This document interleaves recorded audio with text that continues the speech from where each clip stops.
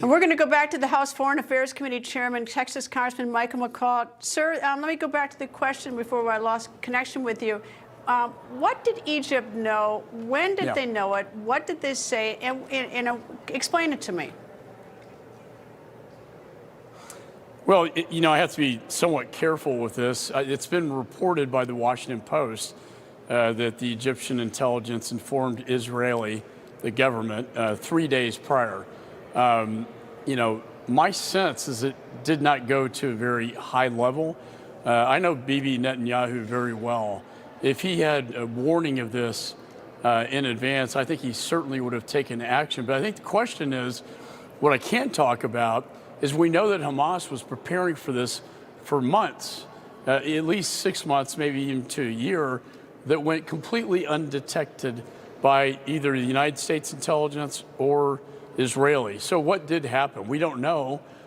This is like their 9/11, I would argue. In fact, it's worse because from a casualty standpoint, they've, per their population, they lost far more of their people than we did on 9/11.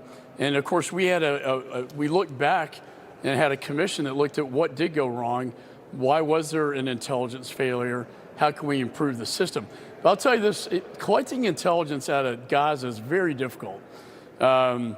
Whether it be the signal intelligence to humans, when you have a terrorist organization controlling, it's very difficult to get intelligence out of the region.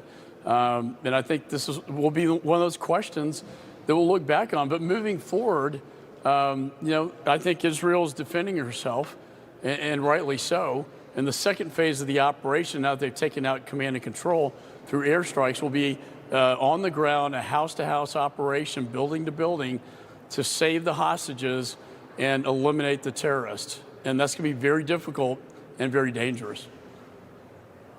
It's early on in the investigation. We don't know exactly if Iran is involved at all. They have certainly financed Hezbollah over the years. They have sent fighters into Syria to support the president there. They have rumored to help Hamas. If it turns out that Iran indeed is involved in this in a very direct way, or even with a nod and a wink such that it has, was a go-ahead, should the United States think about striking Iran some way other than just sanctions? Because Iran, we've had sanctions on Iran.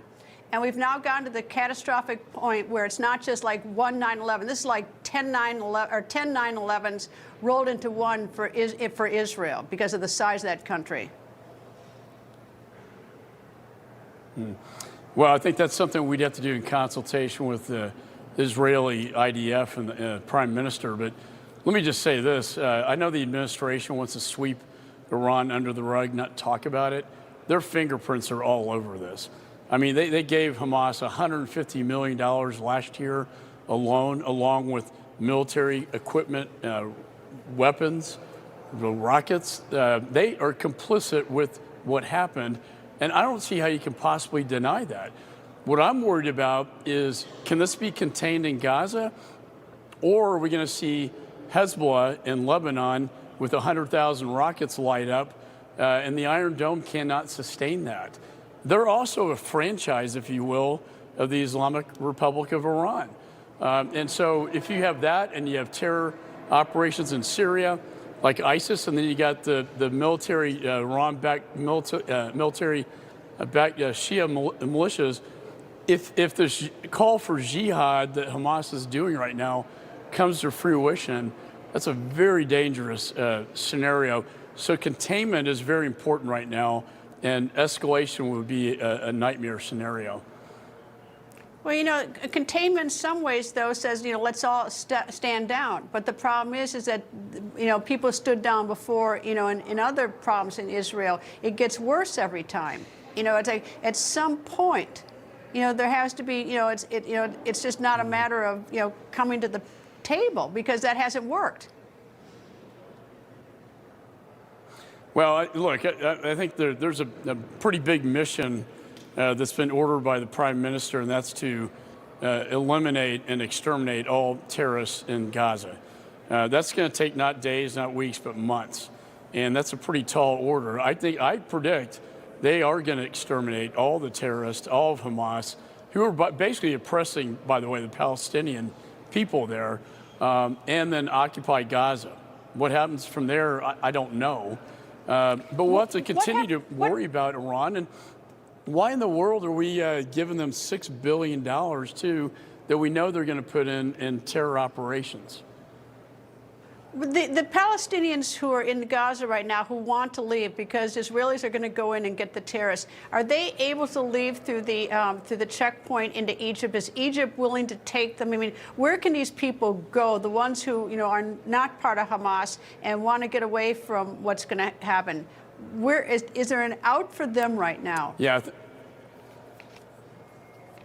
I think you're absolutely correct. Egypt is a logical place where they could, evacuate what's getting ready to happen on the ground. And that's a diplomatic effort with the Egyptians. I think they would agree to this. And I think that's the only way they can find, safe haven. But if I could go back to, we've lifted sanctions, this administration has lifted sanctions on oil exports from Iran that has freed up, probably $30 billion.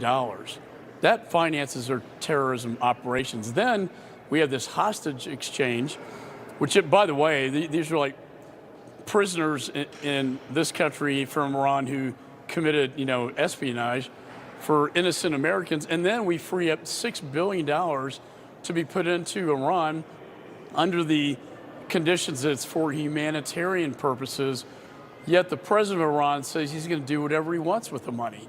And there's no way you can guarantee that. We're going to take action on the Hill to stop that money from getting into Iran. It makes no sense at all after this slaughter massacre that took place to allow more and more of this money to go in. Plus the fact, as everyone now knows, is it's $1 billion per hostage, $1 billion and a little change. If $6 billion got them 5 hostages in Iran, how much money is it going to get for Hamas to get our 27 or whatever it is? But we'll see what happens. Mr. Chairman, thank you very much, sir. Thank you, sir.